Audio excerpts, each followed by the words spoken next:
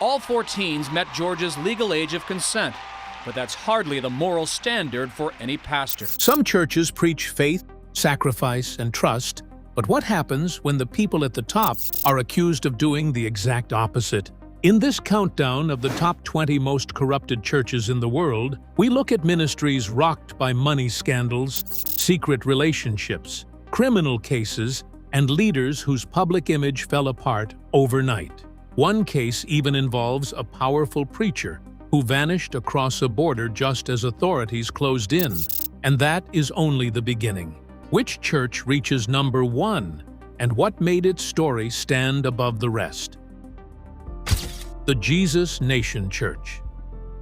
The Jesus Nation Church, also known internationally as the Enlightened Christian Gathering, was led by self-proclaimed prophet Shepherd Bushiri. He presented himself as a wealthy businessman with special spiritual gifts and taught followers that faith could bring financial success. Many supporters were encouraged to put savings into private investment programs involving gold, diamonds, and ventures promising unusually high returns with hopes of multiplying their money. Later on, South African officials charged Bushiri and his wife with fraud, theft, and money laundering that was tied to very large sums. The whole operation was described as a scheme valued at over $100 million, and allegedly, a lot of families saw their real savings get hit hard. After bail was granted, Bushiri and his wife left South Africa and went back to Malawi. They stayed outside South African custody, while the extradition work kept going on.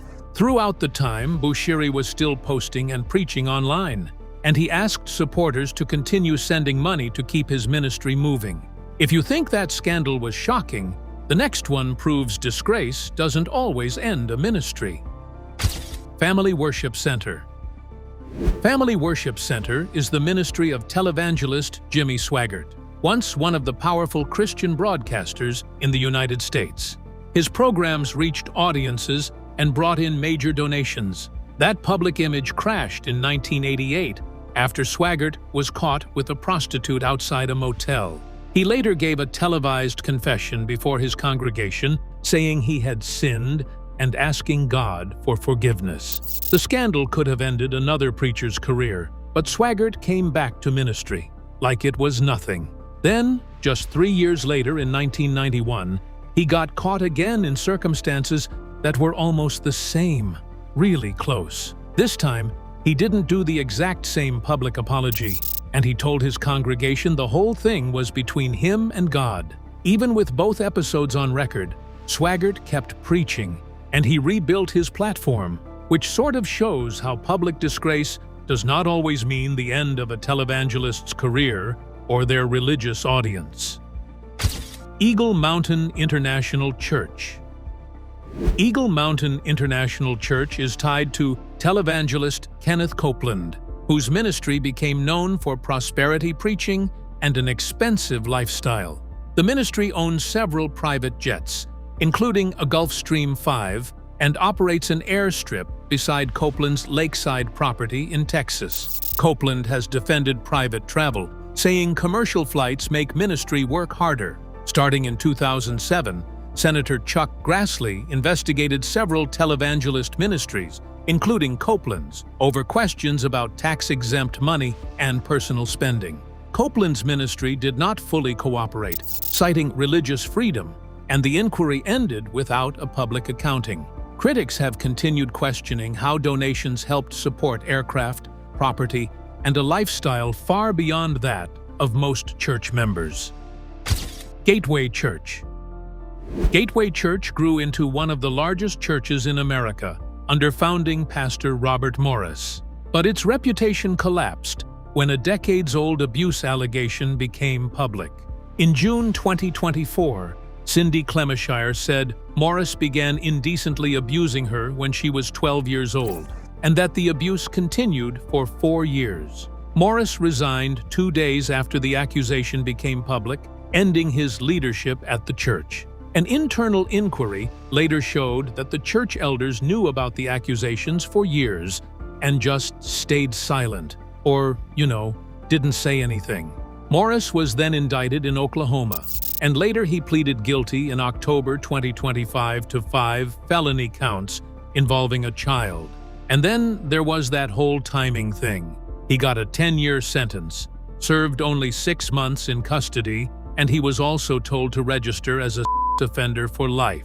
This whole scandal kind of stirred up new questions about Morris and also about how church leaders handled what they knew, even if it was in plain view. Heritage Village Church. Heritage Village Church was closely tied to the PTL Club empire created by Jim and Tammy Faye Baker in the 1980s. Their ministry built Heritage USA, a Christian theme park and resort that attracted supporters nationwide. Jim Baker raised money by selling lifetime memberships promising resort stays, but far more memberships were sold than available rooms. The scandal deepened when Baker paid hush money to Church Secretary Jessica Hahn to keep an indecent encounter out of the press. His fundraising and spending then faced scrutiny. In 1989, Baker was convicted and sentenced to 45 years in prison. The sentence was later reduced to 8 years, and he ultimately served 5. The Nation Family. The Nation family, formerly known as SPAC Nation, built an image in London around helping young people escape gangs, crime, and poverty. Its leaders wore flashy clothes, mixed with celebrities, and presented the church as a success story. A BBC Panorama investigation later reported that vulnerable, low-income members were pressured to give at least £1,000 a month, while some were reportedly asked for as much as £20,000. At the same time, founder Toby Adegboyega was living in a £2.5 million mansion, with a swimming pool as well. Kind of, yes, that sort of deal. In June 2022, the British government shut the charity down after it failed to account for £1.87 million in spending. You know, the numbers just didn't line up. Later, investigators banned a handful of senior trustees from running charities again. Adegboyega then eventually lost his long fight against deportation, which is an extra blow for a ministry already being hit with serious questions about money, leadership, and accountability inside the church. New Life Church. New Life Church in Colorado became known under Pastor Ted Haggard, who served as president of the National Association of Evangelicals and advised the White House on faith and policy. He built his public image around conservative Christian teaching and family values. That image collapsed in November 2006 when male escort Mike Jones alleged a years-long indecent relationship with Haggard and methamphetamine use.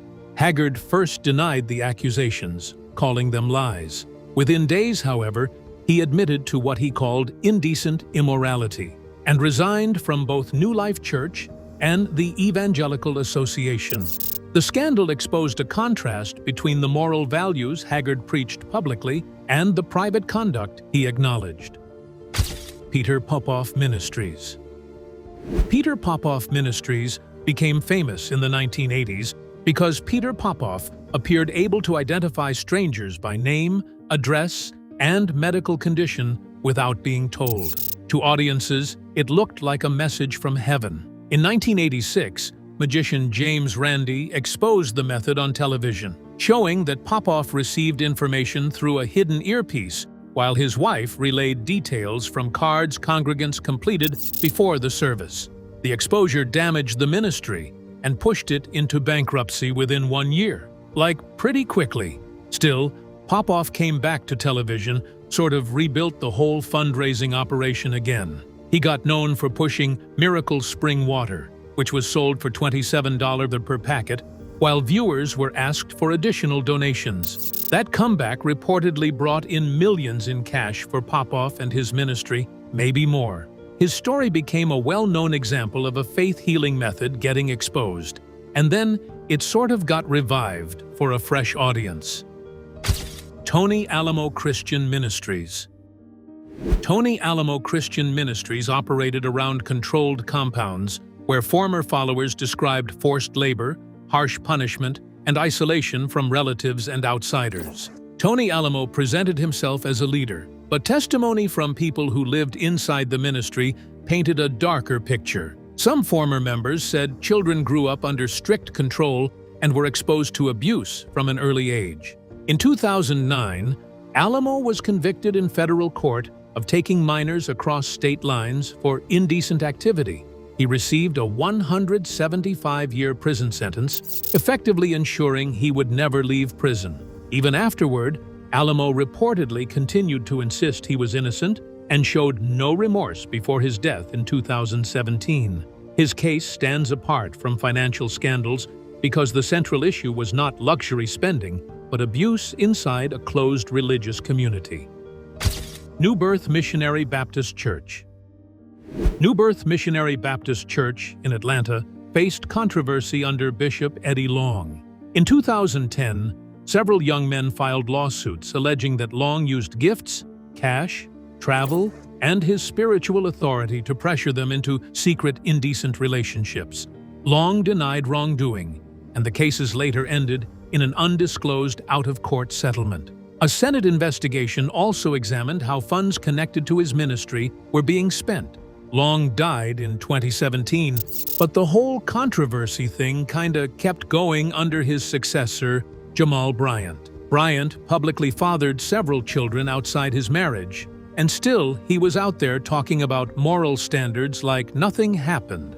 Sort of. He also got a lot of attention for a questionable plan to set up a church-backed cannabis dispensary. And then, with two separate pastors dealing with different scandals, New Birth became a kind of example of how one big congregation could keep getting dragged into public controversy because of personal choices and decisions made by their leaders. Keep your trust in check, because the next scandal hit a far more respected name. Ravi Zacharias International Ministries.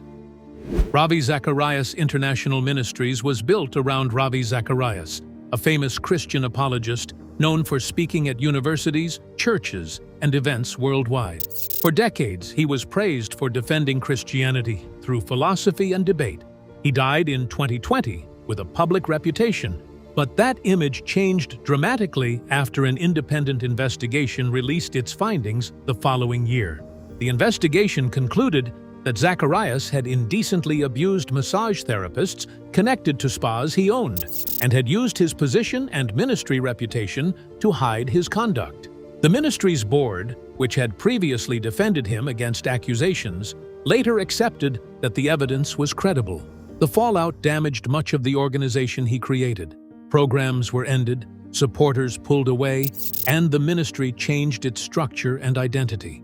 The case shocked followers, because Zacharias had spent years teaching Christian morality, truth, and personal integrity. One Passion Ministries. One Passion Ministries was founded by Stephen Lawson, a preacher and teacher respected for training pastors in preaching.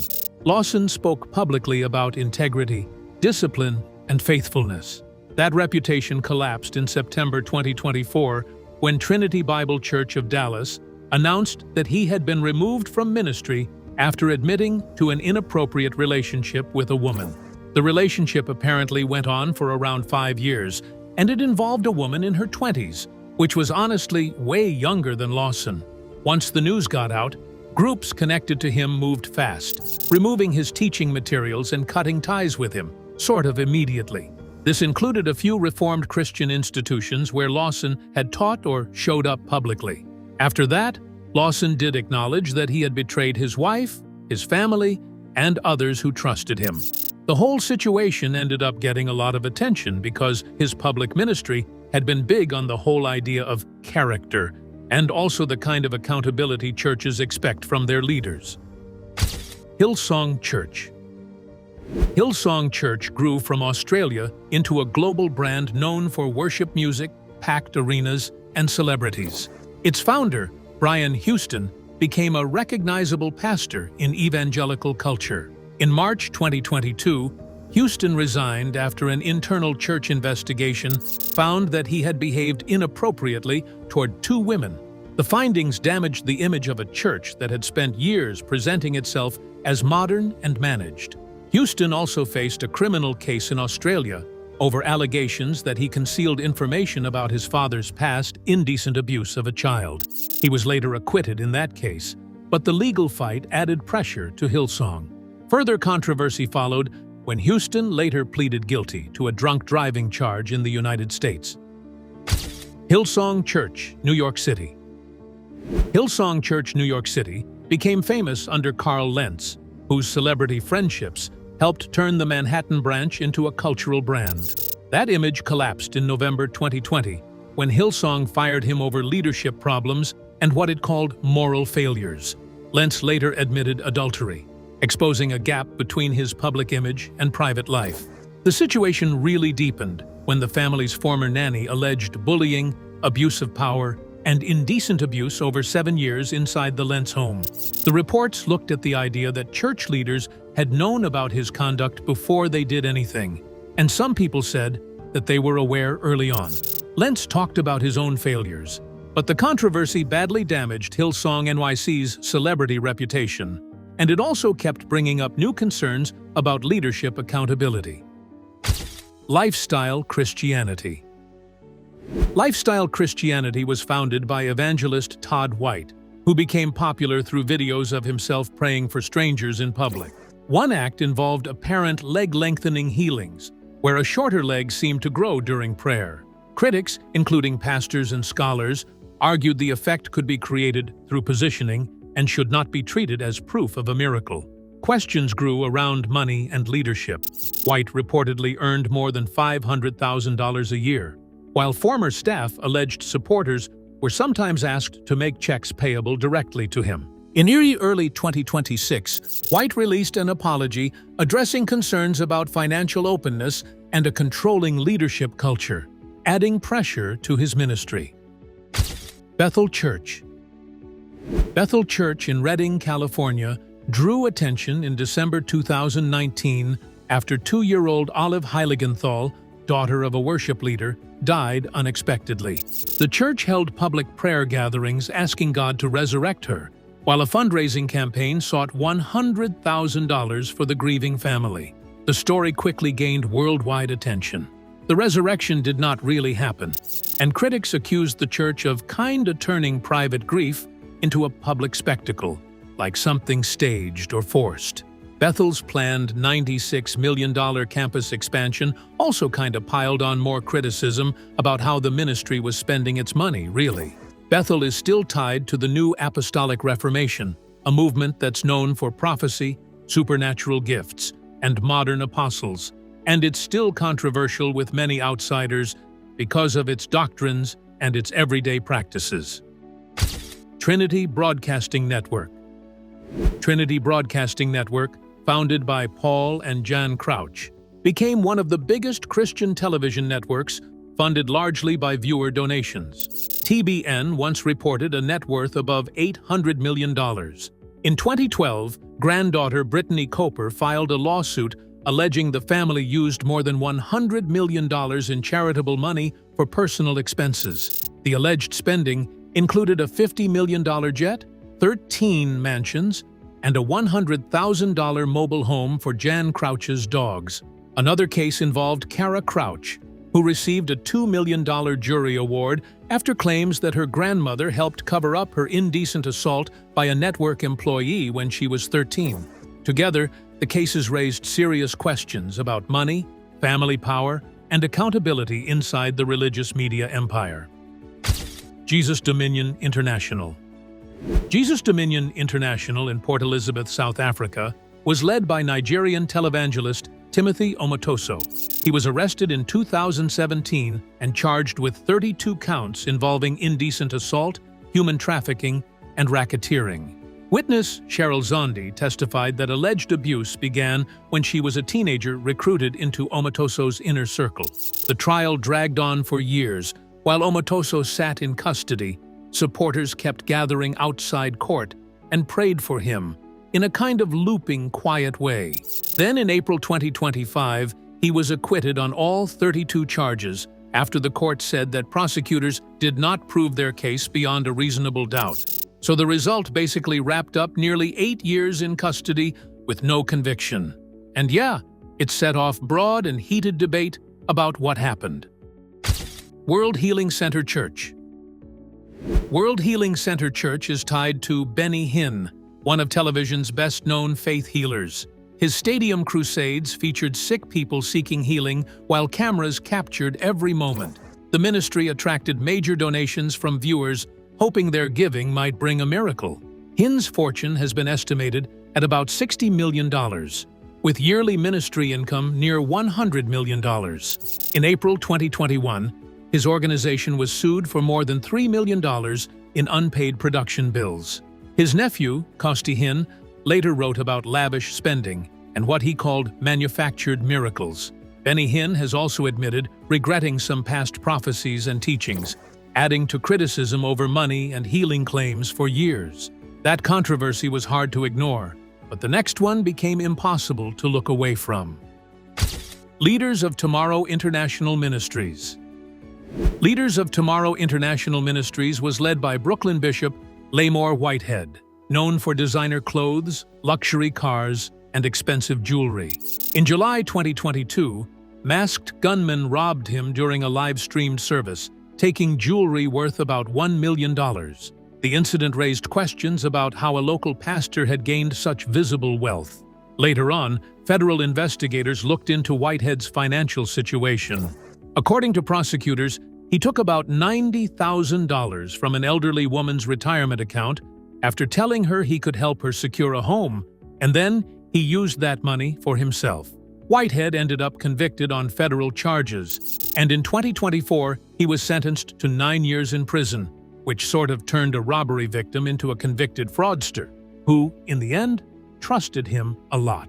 These stories show how quickly trust can fall apart when power, money, and influence go unchecked. Some cases ended in prison, others in lawsuits, resignations, or years of controversy, but each left people questioning the leaders they once believed in. Which case shocked you the most? Let us know in the comments. If you enjoyed this video, hit like, subscribe for more stories like this, and watch the next video shown on your screen now. You won't want to miss what comes next.